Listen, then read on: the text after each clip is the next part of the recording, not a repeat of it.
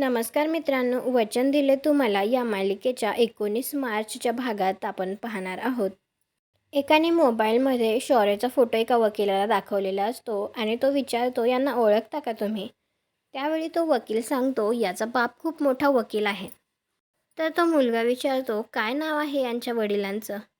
तर तो वकील सांगतो, हर्षवर्धन जहागीरदार. इकडे घरी ऊर्जाची आई ऊर्जाला विचारत असते, मला खरं सांग, तुझ्या मनात काही आहे का? कोणा दुसऱ्या मुलाबद्दल काही? परंतु यावर आईला काय उत्तर द्यावं हे मात्र गिरिजाला काही कळत नाही.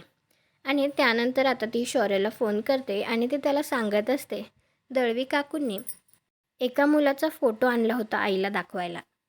आईची अशी इच्छा आहे शौर्य, की मी एकदा त्या मुलाशी भेटून घ्यावं. आणि हे ऐकून आता शौर्याला सुद्धा खूप वाईट वाटत असतं आणि ऊर्जाला सुद्धा खूप वाईट वाटत असतं. तिच्या डोळ्यामध्ये पाणी येत असतं. तुम्हाला हा भाग कसा वाटला ते कॉमेंट करून नक्की सांगा. व्हिडिओला लाईक करा. आपल्या मराठी मालिका चॅनलला सबस्क्राईब करा. भेटू पुढील भागात.